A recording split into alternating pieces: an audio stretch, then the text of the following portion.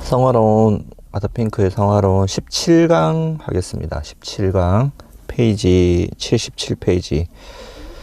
제가 이 아더핑크 책이 500페이지 정도 되는데 지금 한 문장 한 문장 한 단락 한 단락 하고 있습니다. 왜 다른 책도 거의 안 하면서 이 성화론을 하냐 하면 성화론이 너무 중요하기 때문에 그렇습니다. 모든 아더핑크의 글의 집약체고, 다른 말로 하면 우리 그 크리스찬 신앙의 모든 뼈대가 이 성화론에 담겨 있는 것을 제가 발견했기 때문에 말씀을 드리는 겁니다. 지난 시간에 잠깐 말씀드렸지만 이 성화론은 단순히 아더핑크의 성화론은 성화가 아니라 중생, 징이, 그 다음에 인간의 그런 타락, 죄 문제, 성화, 영화, 하여튼 뭐 실제적인 죄 죽임, 이 모든 것을 다루는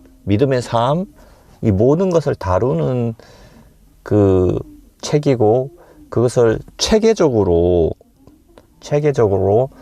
정리를 해주는 책이 이 성화론입니다. 그래서 저는 솔직히 제 집에 있는 모든 책들 중에 성화론이 가장 지금 중요하다고 생각을 하고, 그래서 이 강의를 계속 만들어 가는 겁니다. 아마 이 강의를 따라오시는 분들은 제가 드리는 말씀에 충분히 공감을 할 겁니다. 예. 자, 그래서 끝까지 한번 가보려고 합니다. 500페이지까지. 아마 책을 쓰고 번역하고 하는 사람들 중에 이렇게 하는 분들이 없을 거예요. 근데 그만큼 제가 그 성화론을 출간한 거에 대해서 너무너무 기쁘고, 예, 그 다음에 그래서 이 강의를 만드는 겁니다. 자, 성화가 무엇인지, 이 땅에서의 삶에서 성화가 무엇을 포함하는지에 대한 잘못된 개념을 통해 불필요하고 부가적인 것을 만들어내면서 문제를 악화시켰다는 것은 의심의 여지가 없습니다. 성화에 대한 문제에 대한 그 불필요한 문제를 더 악화시켰다는 거죠. 예, 예. 그 얘기를 하고 있고요. 필자가 아는 사람 중에도 거짓 선생들에게 잘못된 가르침을 받아 거짓 선지자들이 이 땅에서 도달할 수 있다고 한 상태에 이르기 위하여 최선을 다해 결단을 가지고 노력했음에도 불구하고 실패함으로 인해 비참한 절망에 빠진 사람이 한두 명이 아니었습니다. 그들은 비참한 절망감에 자살로 마감을 했습니다. 자, 그에게 있어서 거짓 교사들의 그러한 가르침에 주의를 기울였던 수천의 사람들이 그렇게 행동하지 않는 것이 의아했습니다. 어려움을 증대시킬 필요는 없습니다. 자, 잘못된 가르침을 받아서 바리새인들이 그렇게 얘기하죠. 자기들도 다달할 수 없는 것을 예수님께서 말씀하셨습니다. 사람들에게 가르친다고. 거듭남이라는 책에서 하나님이 해주셔야 되는 게 있다 그랬습니다. 중생, 칭의, 성화, 영화. 예. 그 사람이 해야 되는 거 뭐? 회개, 믿음, 선한 일.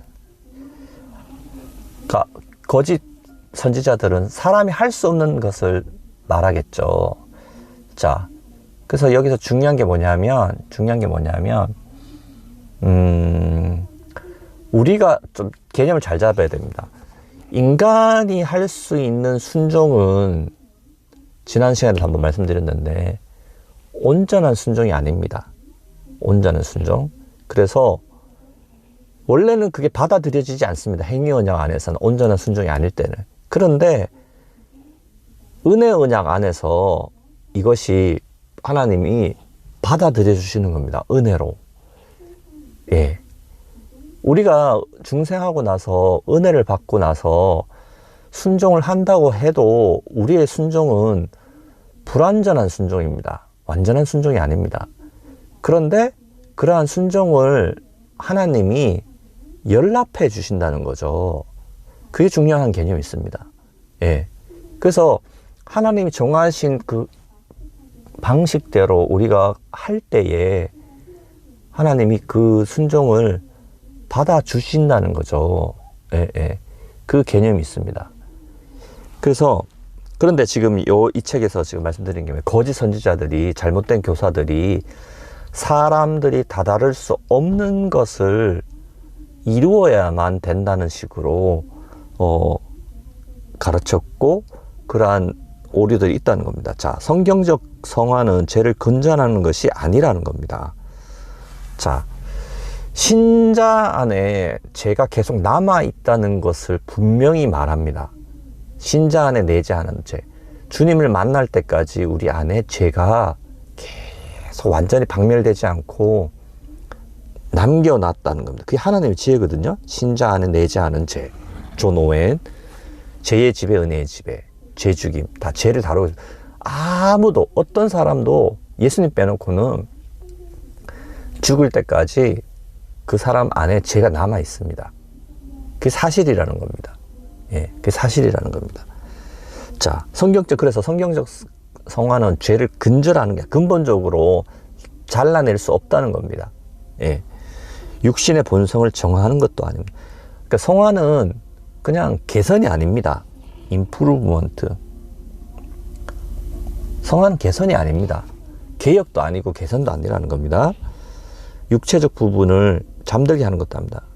야, 더욱이 그것은 사탄의 공격과 괴롭힘으로부터 면제를 말하는 것도 아닙니다. 예.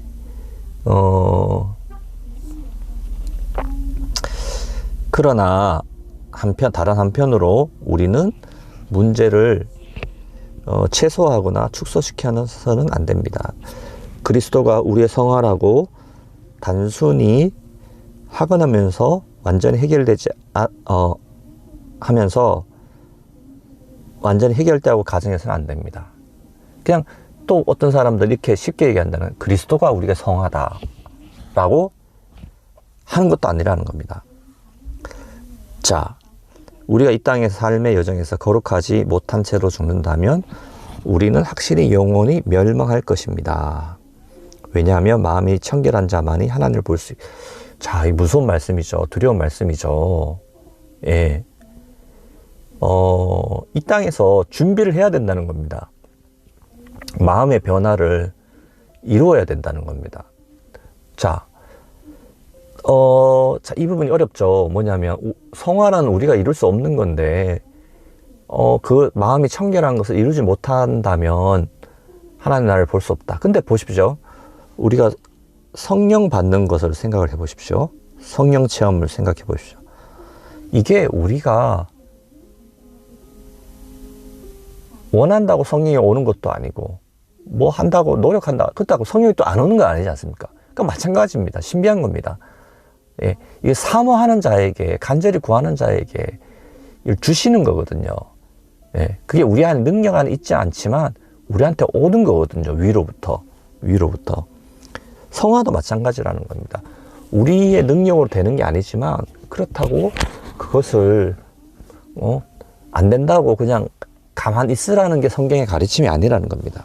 자, 마음의 정결함이 무엇이며 어떻게 얻어지는가 하는 것은 성화가 제기하는 매우 실제적인, 자, 이게 아주 핵심이라는 거죠. 지금 이 책에서도 제가 볼드체로 표시를 했는데 이걸 알고 이걸 해야 된다는 겁니다. 자, 마음의 정결함이 무엇이고 어떻게 그것을 쟁취할 수 있는지를 알고 행해야 된다는 겁니다. 그래서 예수님 하신 말씀이 있습니다. 천국은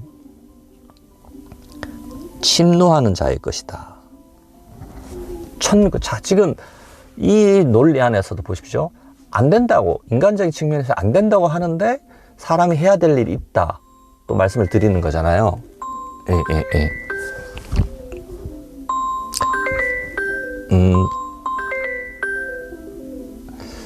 그 다음 시간에 계속 또 말씀드리겠습니다.